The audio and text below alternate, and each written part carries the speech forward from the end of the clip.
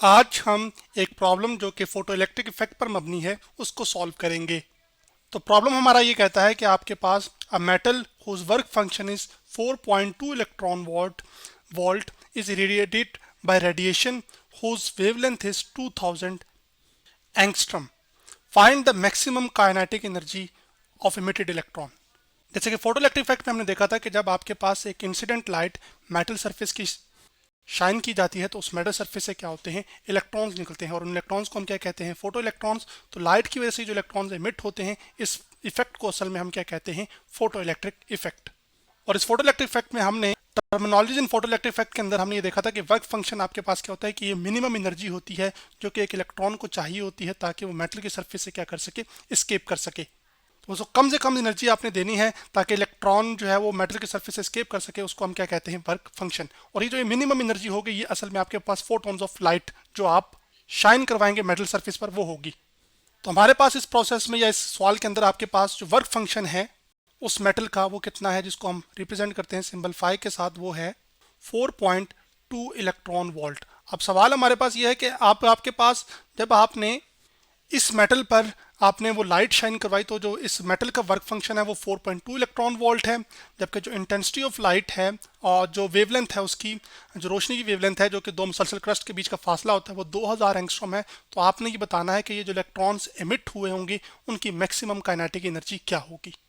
और maximum kinetic energy हम किस वजह से निकालते हैं, जो चार्जेस मोशन कर रहे होते हैं तो मोशन की वजह से जो एनर्जी होती है उसको हम मैक्सिमम काइनेटिक एनर्जी यहाँ पर कह रहे हैं। अब बहुत सारे पार्टिकल्स एमिट हो रहे होंगे लेकिन जिन पार्टिकल्स की सबसे ज़्यादा काइनेटिक एनर्जी होगी, यानी कि जो सबसे ज़्यादा तेज़ रफ्तारी के साथ मूव कर रहे होंगे, उसकी जो काइनेटिक एनर्जी होगी उसको हम क्या कहेंगे, मैक्सिमम काइनेटिक एनर्जी। और वही हमने कैलकुलेट करनी है। तो वेवलेंथ जो है वो हमारे पास किस में दी हुई है, एंगस्ट्रॉम के अंदर। तो आपके पास ये है 2000। वेवलेंथ हम यहाँ पे लिख लेते हैं कितनी है, वो है हमारे पास 2000 एंगस्ट्रॉम।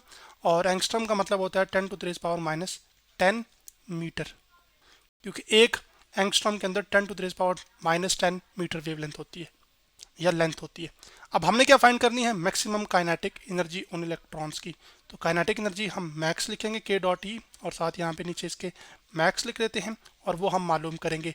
और उसको मालूम करने के लिए हम असल में जो फोटो इलेक्ट्रिक इफेक्ट की इक्वेशन थी हमारे पास, जिसमें ये जो काइनेटिक एनर्जी थी मैक्सिमम, ठीक है, वो बराबर होती थी आपके पास एनर्जी ऑफ फोटोन जो आपने शाइन करवाई है उसको माइनस करते हैं हम किससे, वर्क फंक्शन से। तो हमारे पास maximum kinetic energy of electrons क्या होती है वो निकल कर आ जाती है। तो हम इसी एक्सप्रेशन का इस्तेमाल करके actually maximum kinetic energy calculate करेंगे। तो मैं यहाँ पर सबसे पहले लिख लेता हूँ के डॉट ई जो कि मैक्सिमम काइनेटिक एनर्जी है।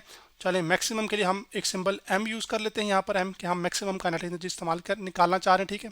चलें पूरा ही कर लेते हैं यहाँ पर। और अब आपके पास एनर्जी ऑफ फोटोन जो है वो एच एफ, जबकि फ्रीक्वेंसी ऑफ लाइट है जो कि कितने नंबर ऑफ साइकिल्स मुकम्मल हुए एक सेकंड में, जबकि जो फाई है वो वर्क फंक्शन है।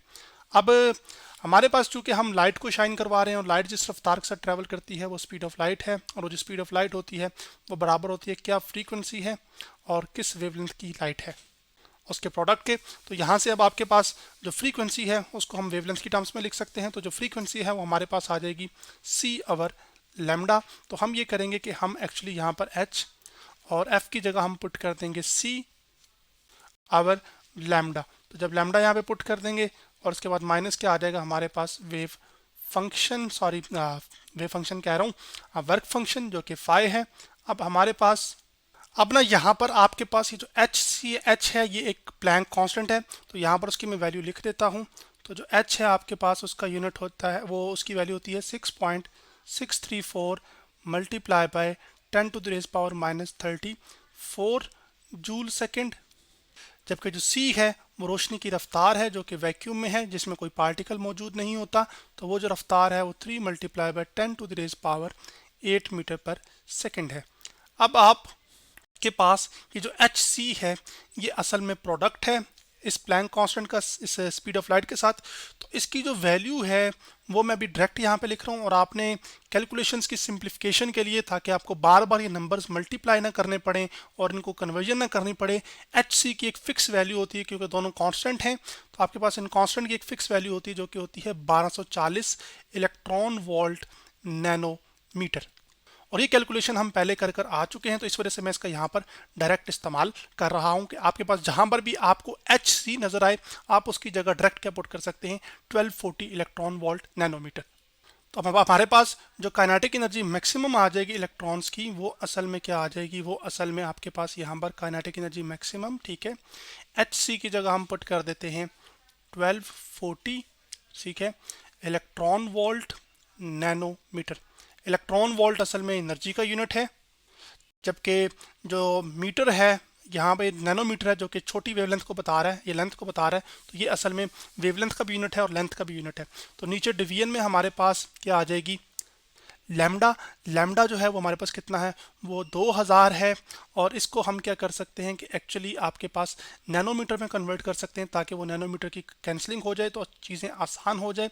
तो 2000 को हम लिख सकते हैं यहाँ पर 200 मल्टीप्लाई बाय, जब हम डेसिमल को राइट से एक डिजिट लेफ्ट शिफ्ट करते हैं तो पावर आपके पास क्या आ जाती है, +1 आ जाती है। तो -10 में हमारे पास असल में एक नंबर ऐड हो जाएगा, बेसिस क्योंकि सेम है, तो -10 + 1 कितना होता है, वो -9 होगा।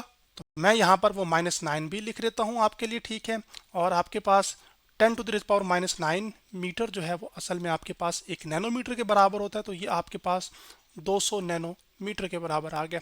तो यूं आपके पास बहुत लंबी कैलकुलेशन को हमने एक आसान रास्ते के जरिए से क्या कर लिया, सिंप्लीफाई कर लिया। अब इससे फ़ायदा ये होगा कि आपके पास ये जो नैनोमीटर का यूनिट है वो नैनोमीटर से कैंसिल आउट हो जाएगा, ठीक है, यहाँ पर माइनस आ जाएगा, और फाई जो कि वर्क फंक्शन था वो असल में आपके पास आ जाएगा 4.2, साथ क्या आ जाएगा, इलेक्ट्रॉन वोल्ट। अब 1240 को जब हम 200 पे डिवाइड करेंगे तो हमारे पास आ जाएगा kinetic energy of maximum kinetic energy of electrons किसके बराबर आ जाएगी, वो असल में आ जाएगी, इसको हम क्लियर करते हैं, यहाँ पर 1240 लिखता हूँ, ठीक है, उसको हम तकसीम करते हैं किसके साथ, 200 के साथ, तो जवाब आ जाता है 6.2। तो हमारे पास आ जाएगा 6.2 मनफी या माइनस या नेगेटिव 4.2, और साथ क्या आ जाएगा यूनिट इसका, जो कि इलेक्ट्रॉन वोल्ट होगा। और 6.2 में से जब हम 4.2 को माइनस करते हैं तो वो असल में हमारे पास आ जाता है 2 इलेक्ट्रॉन वोल्ट। तो इसका मतलब ये हुआ कि हमारे पास जो मैक्सिमम काइनेटिक एनर्जी होगी इलेक्ट्रॉन्स की, वो असल में कितनी है, वो 2 इलेक्ट्रॉन वोल्ट है, जबकि जो वर्क फंक्शन है मटेरियल का वो कितना था, 4.2 इलेक्ट्रॉन वोल्ट। तो जो टोटल एनर्जी होगी ना, जो आपने शाइन की होगी मेटल सरफेस पर, वो जो एनर्जी है वो असल में काइनेटिक एनर्जी को जब हम वर्क फंक्शन में ऐड करते हैं तो वो टोटल एनर्जी निकल आती है फोटॉन्स ऑफ लाइट की। तो वो एनर्जी आपके पास kinetic energy of maximum electrons कितनी है, 2 इलेक्ट्रॉन वोल्ट। तो 2 इलेक्ट्रॉन वोल्ट को आप वर्क फंक्शन में ऐड करें जो कि कितना है 4.2, तो असल में आपके पास 6.2 बनती है।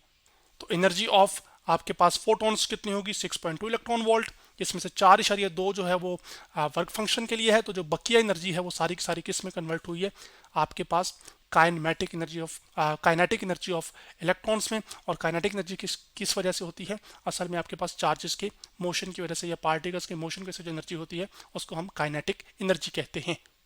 तो आज हमने एक प्रॉब्लम जो कि फोटो इलेक्ट्रिक इफेक्ट पर मबनी था उसको सॉल्व किया।